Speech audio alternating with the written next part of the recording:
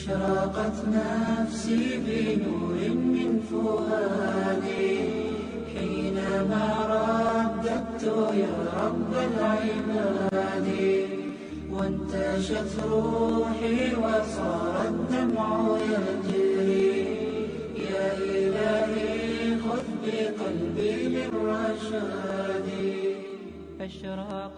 The author continues and he states, وَإِنْ قَالَ, and if the individual states, وَسَائِرَ الْأَدَوَاتِ عَلَى الْفَوْرِ, as for the other conditional particles, they imply immediacy. And so if he says, when, mata, I do not give you a talaq, then you are given a divorce, and he does not divorce her, then she is divorced immediately. The man says that when I don't divorce you, mata, when I don't divorce you, then you will be divorced. Then the author states that mata, etc., they apply to now. So mata, like now, if I don't divorce you now, then you're divorced. Then as soon as this majlis is over, then she will be divorced immediately.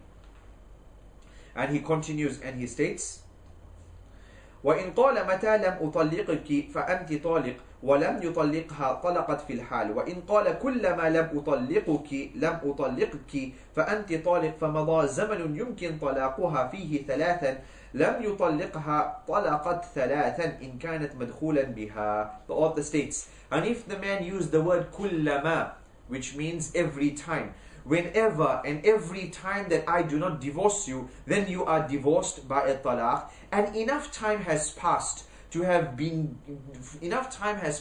him to have been able to divorce her 3 times, and he did not divorce her 3 times, then now she would be divorced 3 times. He said, every time I do not divorce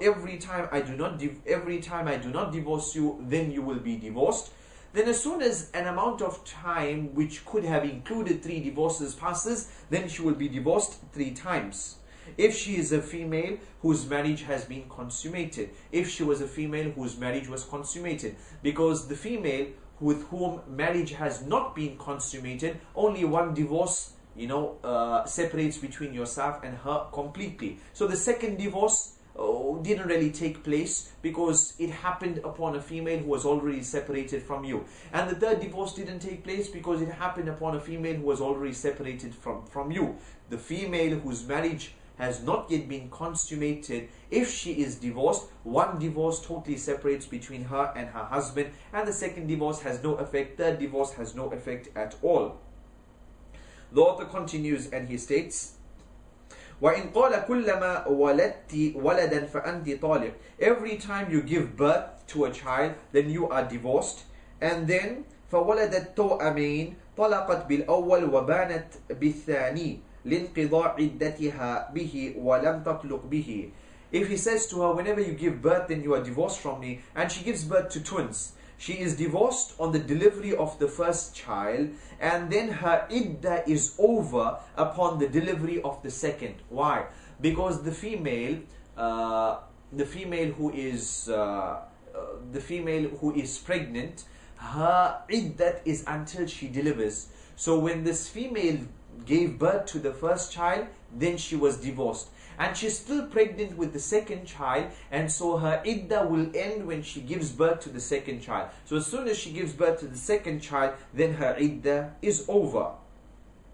And it marks the expiration of the iddah, the waiting period before the divorce becomes final. And she's not divorced a second time due to the second child. Why? Because she was divorced the first time and her iddah completed with the delivery of the second, and so there's no divorce which can happen upon an ajnabi female, a female who's no longer married to you. The author continues and he states, وَإِنْ قَالَ إِنْ حِدْتِ فَأَنْتِ طَالِقْ طَلَقَتْ بِأَوَّلِ الْحَيْضِ. Whenever he says, if you menstruate, then you are divorced by talaq. And then she menstruates, then she is divorced at the beginning of the menstruation. فَإِنْ تَبَيَّنَ أَنَّهُ لَيْسَ بِحَيْضٍ لَمْ تَطْلُقْ. And if one finds that this was not menstruation, then she is not divorced. وَإِنْ قَالَ إِنْ حِدْتِ فَإِنْ قَالَتْ قَدْ حِدْتُ فَكَذَبَهَا طَلَقَتْ. And if she says that I have menstruated, this is menses. But he says, no, you are lying, then she is still divorced. So she says, I have menstruated. You said when I menstruate, then I'm divorced. I'm menstruating right now. So she will be regarded as being divorced. And he says, no, you're lying. This is not menstruation. Who knows better? She knows better. And so her statement will be accepted. Al-qawl qawluha. Her statement will be taken into consideration because this is from amongst the affairs of the woman and she has more knowledge about it. She says she's menstruating and he says she's lying. Her statement will be accepted and not his. Then the author states, وَإِنْ قَالَ قَدْ حِدْتِ وَكَذَبَتْهُ طَلَقَتْ بِإِقْرَارِهِ. If he says you are menstruating, and if he says you are menstruating, and she calls him a liar, she says, no, I'm not menstruating. She is regarded as being divorced. Why? Because he believes. He is the one who gave the talaq, and he believes that she is divorced, so he can't sleep with her any longer. So he says you are menstruating, and he is the one who holds the right of divorce in his hands, and he really believes that she is divorced from him. She says, no, I'm not menstruating. She will be regarded as being divorced. فَإِنْ قَالَ إِنْ حِدْتِ فَأَنْتِ وَضَرَّتِكِ طَالِقَتَانِ. If he says to her, if you menstruate, you and your co-wife are both divorced by talaq. And if she then says to him, فَقَالَتْ قَدْ حِدْتُ فَكَذَبَهَا, and then she comes back and she says, you know what, you said when I menstruate, then myself and the co-wife, we are both divorced. Well, I'm menstruating right now. And he says, no, you are a liar. Then she will be divorced and not the co-wife. He says to her, if you menstruate, you and the co-wife, my other wife, my second wife, both of you are divorced. She comes forward and she says, well, I'm menstruating.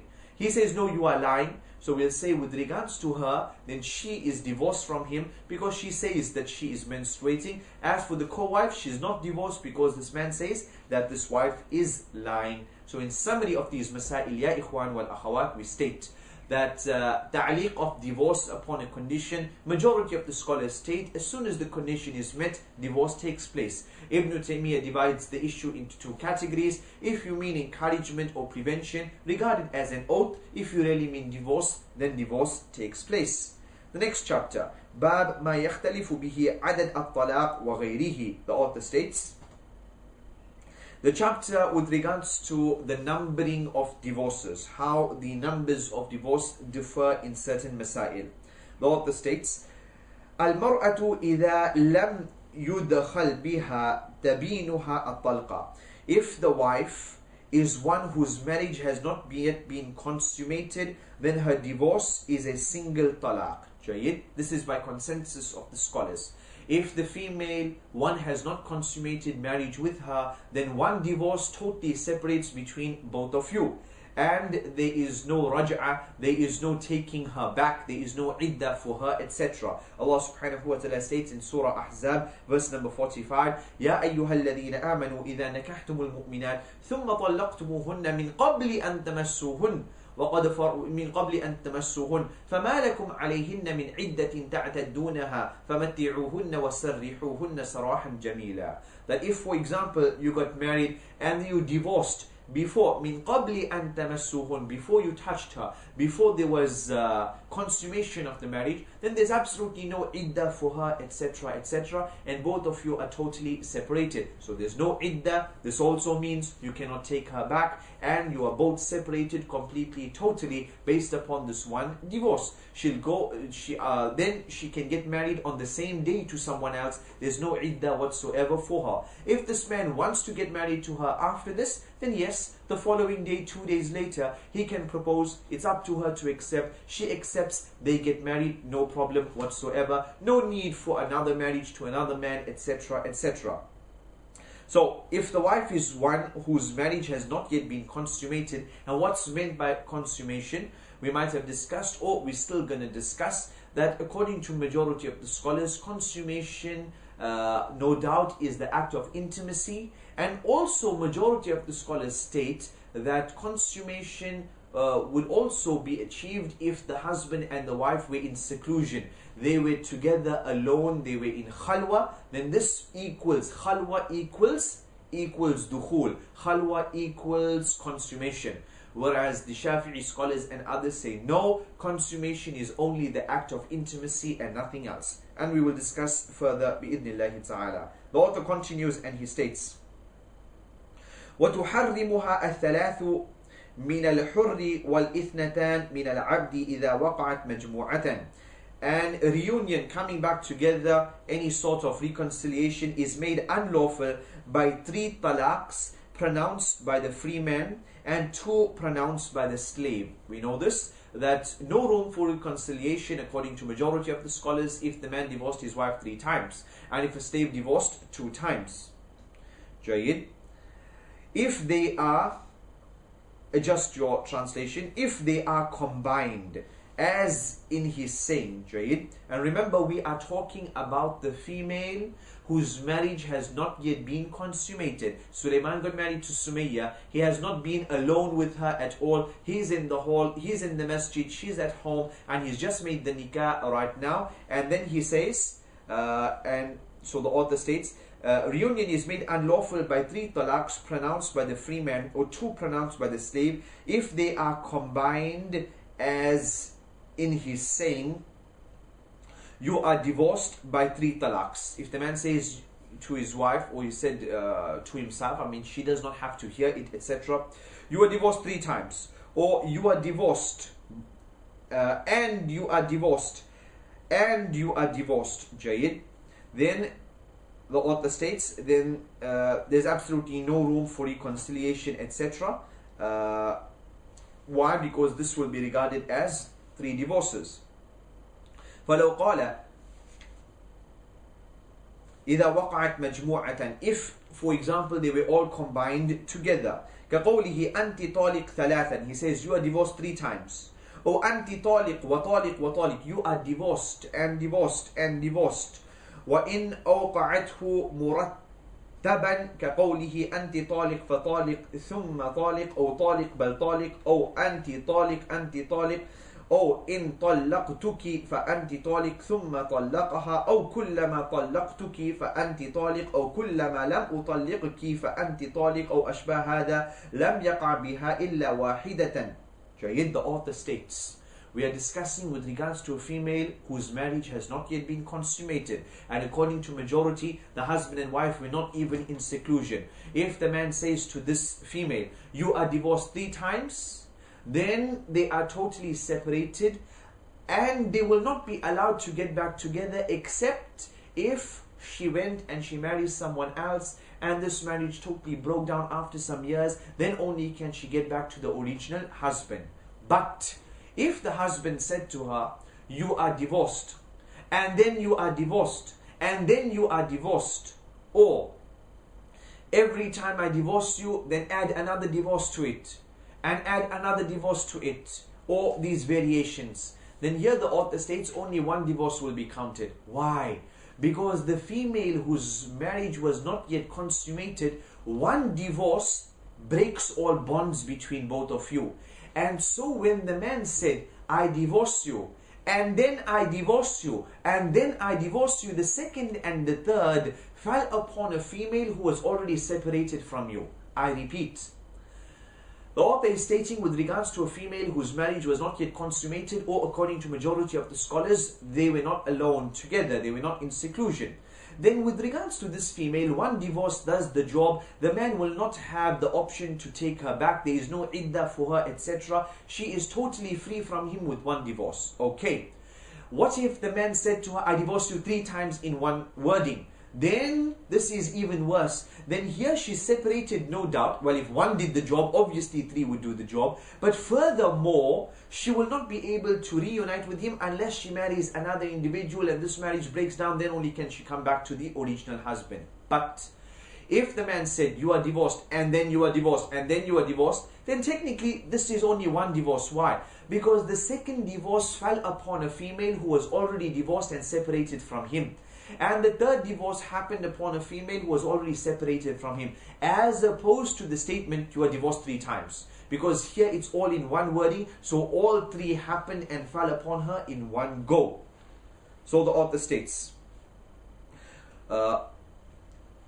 they are regarded as 1 divorce only. However, if he arranges them in sequence, by using expressions like you are divorced by talaq and so divorced by talaq, or you are divorced by talaq and then by talaq and then by talaq, or you are divorced by talaq, or rather divorced by talaq, or if I divorce you then you will be divorced by another talaq, etc. Whenever I do not divorce you then you are divorced by talaq, etc. Then here it will be counted as only one. So if it's all brought in one wording combined together and he mentioned three, then it's counted as three. And then it follows the rulings that he cannot reunite with her except if she marries another individual. But if he said you are divorced and then you divorced and then you divorced, then here only one divorce takes place. Why? Because the second and third happened upon a female who was already separated from him. The author continues and he states, if the wife is one whose marriage has not yet been consummated, وَلَوْ كَانَتْ مَدْخُولًا بِهَا وَقَعَ بِهَا جَمِيعُ مَا أَوْقَعَهُ. If the wife is one whose marriage has been consummated, then she is subject to every talaq pronounced by the husband. If she was the wife of this man for the past 10 years and he said to her, you divorced 3 times, it's counted as 3. You divorced and divorced and divorced, it's 3. You divorced and then you divorced and then you divorced, it's counted as 3. You divorced and then you divorced, it's counted as 2. No difference here. Why? Because consummation has already occurred. The second divorce fell upon a female who is still regarded as your wife. It's within the raj'i period, etc. The only exception is the female whose marriage was not consummated. So as for the female whose marriage was consummated, under all circumstances it applies and it's counted.